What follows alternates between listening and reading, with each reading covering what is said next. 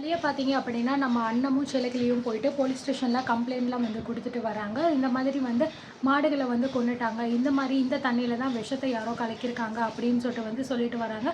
So அந்த complaint வந்து எடுக்கிறதுக்கு முன்னாடி உங்களுக்கு யார் மேலயாவது சந்தேகம் இருக்கான்னு கேட்கும்போது, செல்லக்கிளி வந்து சொல்றாங்க, "இதில என்னங்கய்யா சந்தேகம்? அந்த ரம்யா தான்" அப்படின்னு சொல்லும்போது, "நீங்க வந்து மறுபடியும் எதுக்காக இப்படியே சொல்றீங்க? ஏற்கனவே இப்படி தான் உங்க குடும்பத்தில ஒரு பிரச்சனை வந்துச்சு. அப்பயுமே நீங்க அந்த கமிஷனர் மேல தான் வந்து பண்ணீங்க. இப்பயுமே அப்படித்தான் பண்றீங்களே" அப்படின்னு சொல்லும்போது, "நாங்க உண்மைய தான்யா சொல்றோம். அதுக்கு மேல நீங்க வந்து கண்டுபிடிக்கணும்னா கண்டுபிடிங்க" அப்படிங்கிற மாரி வந்து சொல்லிடுறாங்க. "சரி நீங்க எழுதி குடுத்துட்டு போங்க. நான் என்ன ஏதுன்னு விசாரிக்கிறேன்" அப்படிங்கிற மாரி வந்து சொல்லிட்டு இவங்க 2 பேருமே பார்த்தீங்கன்னா, எழுதி முடிச்சுட்டே குடுத்துட்டு வந்துர்றாங்க. ஸோ வர்ற வழியில பார்த்தீங்க அப்படின்னா, நம்ம அண்ணத்துக்கு வந்து மனசே கேட்கல. இந்த மாதிரி வந்து விடிஞ்சதுலேருந்தே நம்ம குடும்பத்தில இந்த மாரி தப்பான விஷயங்கள் நெறைய வந்து கேள்விப்பட்டுட்டோமே. ஸோ இந்த மாரி இருந்துச்சு அப்படின்னா, நம்ம குடும்பத்துக்கு வேற ஏதாவது ஆபத்து வந்துருமா? அப்படிங்கிற மாரி ரொம்பவே வந்து ஃபீல் பண்ணிக்கிட்டே வந்துகிட்டு இருக்காங்க. ஸோ கரெக்ட்டா வர்ற வழியில பார்த்தீங்க அப்படின்னா, அந்த சின்ன பாப்பா இருக்கா இல்லையா? அம்மன். ஸோ அந்த பாப்பாவ பார்த்தீங்கன்னா, அவங்க அண்ணன் வந்து பார்த்துடுறாங்க. அந்த பொண்ணுகிட்ட பேசணும் அப்படின்னா, நிச்சயமா ஏதாவது ஒரு நல்ல வழி கிடைக்கும் அப்படிங்கிற மாரி வந்து நெனைக்கிறாங்க. ஸோ அந்த பொண்ண பார்த்தோனே வந்து, "சித்தப்பா கொஞ்ச நேரம் இங்க வண்டிய நிறுத்துங்க. அந்த பொண்ணுகிட்ட நான் வந்து பேசணும்." அப்படிங்கிற மாரி வந்து நெனச்சுறாங்க. "என்ன அண்ணா, எதுக்காக இந்த பொண்ணுகிட்ட நீ பேசணும்?" அப்படின்னு சொல்லும்போது, "இல்லைங்க சித்தப்பா, இந்த மாரி இந்த பொண்ணுகிட்ட பேசணும் அப்படின்னா, கண்டிப்பா நமக்கு ஏதாவது ஒரு நல்லது நடக்கும். இந்த பொண்ணுகிட்ட பேசினாலே வந்து நமக்கு நெறைய நல்லது நடந்திருக்கு." அப்படிங்கிற மாரி வந்து சொல்றாங்க. அப்படியே இறங்கி போனோனே பார்த்தீங்க அப்படின்னா, இந்த மாதிரி வந்து, "வாங்க அன்னலட்சுமி அக்கா" அப்படிங்கிற மாரி வந்து அந்த பொண்ணு கூப்பிடுறாங்க. "இங்கே தான் நீ இருக்கியா காளியம்மா? உன்ன பார்க்கறதுக்காக தான் நான் வந்து வந்தேன்" அப்படின்னு சொல்லும்போது, "என்னக்கா என்ன ஆச்சு? எதுக்காக உங்க முகம் வந்து இப்படி வாடி போய் இருக்கு? எப்பயுமே உங்க முகம் இப்படிலாம் இருக்கவே இருக்காதே. என்ன ஆச்சுக்கா?" அப்படின்னு கேட்கும்போது, "என்ன சொல்றதுன்னே தெரியல காளியம்மா. நெறைய பிரச்சனை வீட்ல போயிருக்கு. இன்னைக்கு காலையிலேருந்து சொல்ல முடியாத அளவுக்கு வந்து அலைச்சல். அந்த அளவுக்கு வந்து வேதனையில இருக்கு மனசு." அப்படிங்கிற மாரி சொல்லும்போது, "என்னக்கா என்ன ஆச்சு?" அப்படின்னு சொல்லிட்டு கேட்கும்போது, ஸோ நம்ம அண்ணன் பார்த்தீங்கன்னா, நடந்த விஷயங்கள் எல்லாத்தையுமே வந்து சொல்றாங்க. இந்த மாதிரி பார்த்தீங்க அப்படின்னா, யாரோ வந்து விஷத்த வந்து தோப்புல கலந்ததுனால, பாவம் வாயில்லா ஜீவன்கள் வந்து 5 ஜீவன்கள் இறந்து போச்சு அப்படிங்கிற மாரி சொல்றாங்க. "அச்சச்சோ! என்னக்கா சொல்றீங்க?" அப்படின்னு சொல்லும்போது, "ஆமா காளியம்மா. இத கேட்டதுலேருந்து எங்க மனசும் சரி, எங்க உடம்பும் சரி ரொம்பவே ஆடி போயிருக்கு. யார் இந்த மாரி கேவலமான ஒரு விஷயத்த பண்ணியிருக்கா அப்படிங்கிறது எங்களுக்கு தெரியவே இல்ல.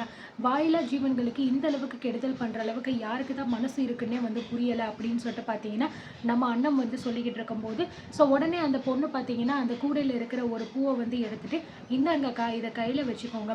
நான் சொல்றத மட்டும் நீங்க வந்து பண்ணீங்கன்னா, நிச்சயமா உங்களுக்கு வந்து இன்னைக்குள்ள ஒரு நல்ல செய்தி வரும்." அப்படிங்கிற மாரி வந்து சொல்றாங்க. "என்ன காளியம்மா என்ன பண்ணணும்?" அப்படின்னு சொல்லும்போது, "இந்த பூவ நீங்க கையில வாங்குங்க. நான் சொல்ற மாதிரி நீங்க உங்க வீட்டுக்கு போன உடனே வெளியில வாசல்ல களிமண் இருக்கும் இல்லையா? அந்த களிமண்ண எடுத்துட்டு, இந்த மாரி வந்து அம்மன் சிலைய வந்து அந்த களிமண்ண வந்து செஞ்சுங்க. செஞ்சுட்டு இந்த பூவ வச்சு நீங்க பூஜை பண்ணிட்டு, இந்த பூவ எடுத்து உங்க தலையில வைங்க. நிச்சயமா நீங்க எதிர்பார்க்கக்கூடிய ஒரு நல்ல விஷயம், நீங்க எதிர்பார்க்கக்கூடிய ஒரு நல்ல செய்தி உங்க வீடு தேடி வரும்க்கா." அப்படிங்கிற மாரி சொல்றாங்க. "என்ன காளியம்மா எனக்கு ஒண்ணும் புரியல நீ சொல்றது" அப்படின்னு சொல்லும்போது, "ஏன்க்கா நான் சொல்ற எதையுமே நீங்க பண்ண மாட்டீங்களா?" அப்படின்னு சொல்லிட்டு அந்த பொண்ணு கேட்கும்போது, "நான் அப்படி சொல்லல. நிச்சயமா நீ சொல்றத நான் வந்து கண்டிப்பா பண்ணுவேன்" அப்படின்னு சொல்லும்போது, "அப்புறம் என்னக்கா நான் சொல்ற மாரி நீங்க செஞ்சு பாருங்க. கண்டிப்பா நீங்க எதிர்பார்க்குற ஒரு நல்ல செய்தி உங்க வீடு தேடி வரும்க்கா. கவலைப்படாதீங்க. எல்லா பிரச்சனையுமே சரியாயிரும். எதுவுமே உங்களுக்கு வந்து நடக்காது. எல்லாமே உங்க குடும்பத்துக்கு இனி நல்லதா தான் நடக்கும்" அப்படிங்கிற மாரி சொல்றாங்க. "சரி காளியம்மா, உன்கிட்ட பேசினா ரொம்ப நல்லா இருக்கும். மனசுக்கு நிம்மதியா இருக்கும் அப்படின்னு நினச்சு தான் உன்னை தேடி வந்தேன். நீ சொன்ன மாதிரியே நான் வந்து செஞ்சு பார்க்குறேன். கண்டிப்பா எனக்கு நம்பிக்கை இருக்கு. அந்த தெய்வம் என்னை வந்து காப்பாத்திரும் அப்படிங்கிற நம்பிக்கை எனக்கு அதிகமா இருக்கு" அப்படின்னு சொல்லிட்டு நம்ம அண்ணமும் கிளம்பிடுறாங்க. ஸோ அந்த பொண்ணுமே வந்து, "சரி அக்கா போயிட்டு வாங்க" அப்படின்னு சொல்லிட்டு அனுப்பியும் வந்து வச்சுடுறாங்க. இந்த பக்கம் பார்த்தீங்க அப்படின்னா, நம்ம சுந்தரத்துக்கு சொல்லவே வேண்டாம். ஸோ கரெக்ட்டா அந்த சுந்தரம் வந்து இந்த மாரி ஒரு கேவலமான விஷயத்த பண்ணிட்டு, "ஏன்டா சண்முகம், இதெல்லாம் வந்து வெறும் ஆரம்பம் தான்டா. இதுக்கப்புறம் தான் நீ கதறி அழுக போறத என் ஒட்டுமொத்த குடும்பமுமே பார்க்க போகுது. இந்த விஷயத்த மட்டும் எங்க அம்மா பார்த்துருந்தாங்க அப்படின்னா, அவ்ளோ சந்தோஷப்பட்டுருப்பாங்க. இப்படிதான் பல வருஷத்துக்கு முன்னாடி உன் கண்ணு முன்னாடி நாங்க எல்லாருமே கதறி கதறி அழுதோமேடா. அப்போ நீ எதுவுமே இல்லாம வாய மூடிட்டு அமைதியா இருந்தியே. எங்க அப்பாவ இப்படி எங்க அப்பாவ இப்படி தூக்கு போட்டு சாகுற அளவுக்கு கொண்டு வந்து விட்டல்ல. இதே மாதிரி தான்டா உனக்கும் தண்டனை நாங்க குடுக்க போறோம். அந்த கடவுளே எனக்கு துணையா தான்டா இருக்க போகுது" அப்படின்னு நம்ம சுந்தரம் பார்த்தீங்கன்னா பேசிக்கிட்டு இருக்காரு. ஸோ உடனே பார்த்தீங்கன்னா, இந்த பக்கம் அந்த சின்ன பொண்ண காட்டுறாங்க. என்ன சுந்தரம், எத்தனை தடவை சொன்னாலும் உனக்கு புத்தி அப்படிங்கிறது வரல. நீ பண்ண போற பழி பாவத்துக்கு இந்த தெய்வம் உன் கூட துணையா நிக்கணுமா? அது எப்படி நடக்கும் சுந்தரம்? இப்போ உனக்கு என்ன நடக்க போகுதுன்னு பாரு. வாயில்லா ஜீவன்களை கொலை பண்றது எவ்வளோ பெரிய பாவம் தெரியுமா? அப்படிப்பட்ட ஒரு பாவத்தை நீ கொஞ்சம் கூட அசராம, கொஞ்சம் கூட மனசுல பயமே இல்லாம நீ செஞ்சு முடிச்சுட்ட. அப்படி இருக்கும்போது அண்ணன் சொன்ன மாதிரி தான், தெய்வம் அவங்க சும்மா விட்டா கூட தெய்வம் சும்மா விடாது அப்படின்னு அவ சொன்னது சரிதான். அவங்களே உன்னை வந்து விட்டா கூட இதுக்கப்புறமும் நான் உன்னை விட மாட்டேன்.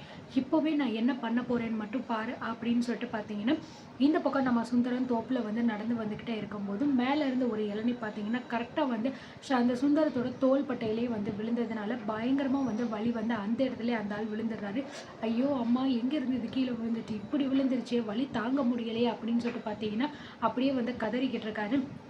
அங்கே இருக்கிற சில ஆட்கள் ஓடி வந்து என்னங்கய்யா ஆச்சு உங்களுக்கு அப்படின்னு சொல்லும்போது, அது ஒன்றும் இல்லைப்பா, இந்த மாதிரி இளநீ வந்து மரத்துலேருந்து கீழே விழுந்துருச்சு அப்படின்னு சொல்லும்போது, என்னங்கய்யா சொல்கிறீங்க, அதெல்லாம் விழுகிறதுக்கு வாய்ப்பே இல்லையே அப்படின்னு சொல்லும்போது, நான் என்ன பொய்யா சொல்ல போகிறேன் உங்ககிட்ட, அங்கே பாருங்க அப்படின்னு சொல்லிட்டு பார்த்தீங்கன்னா சொல்கிறாங்க.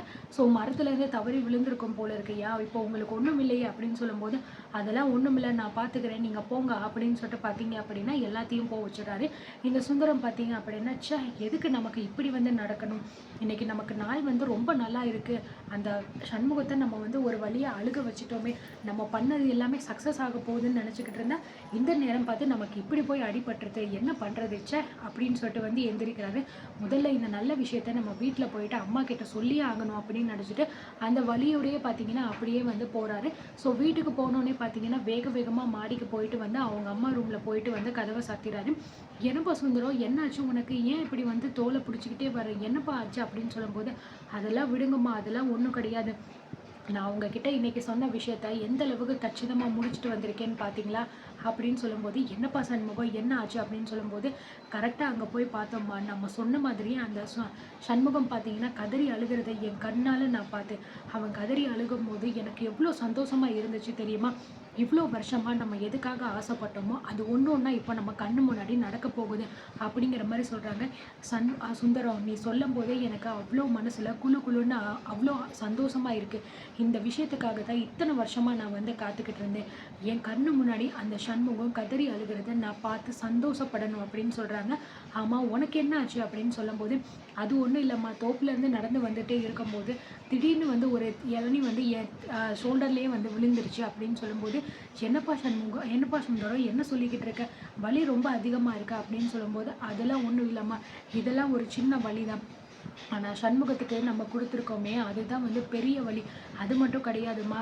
இப்போ வந்து இந்த விஷயத்துக்காக அவங்க போலீஸ் ஸ்டேஷனுக்கு போயிருக்காங்க அப்படின்னு சொல்லும்போது, என்ன சுந்தரம், போலீஸ் ஸ்டேஷனுக்கு போயிருக்காங்களா அப்படின்னு சொல்லும்போது, ஆமாம்மா, இந்த சண்முகம் வந்து இதில் ரொம்பவே வந்து உஷாராக தான் இருக்கா, இதை பண்ணது யார் அப்படிங்கிறத கண்டுபிடிக்காமல் விடமாட்டேன் அப்படின்னு அந்த தண்ணியை எடுத்துகிட்டு போலீஸ் ஸ்டேஷனுக்கு கம்ப்ளைண்ட் கொடுக்கறதுக்காக போயிருக்காங்க. அந்த நேரம் பார்த்து நான் இங்கிட்டு வந்துட்டேன். நீங்கள் எதுக்கும் கவலைப்படாதீங்க, நம்ம மேலே சந்தேகப்படுறதுக்கு கண்டிப்பாக வாய்ப்பே கிடையாது அப்படிங்கிற மாதிரி இந்த சுந்தரம் பார்த்தீங்கன்னா அவங்க அம்மா கிட்ட சொல்லிக்கிட்டு இருக்காங்க. இவங்க ரெண்டு பேருமே பேசி ரொம்பவே சந்தோஷப்பட்டுக்கிட்டு இருக்காங்க. இது எல்லாத்தையுமே அந்த அம்மன் பாப்பா பார்த்துட்டு தான் இருக்கு. இப்படிப்பட்ட கேடு கெட்டவங்களுக்கு ஒரு சரியான பாடத்தை நான் வந்து இதுக்கப்புறம் தான் காட்ட போகிறேன் அப்படின்னு சொல்கிறாங்க. அப்படி என்ன பண்ண போகிறாங்க அப்படிங்கிறத நம்ம பொறுத்து இருந்து பார்க்கலாம்.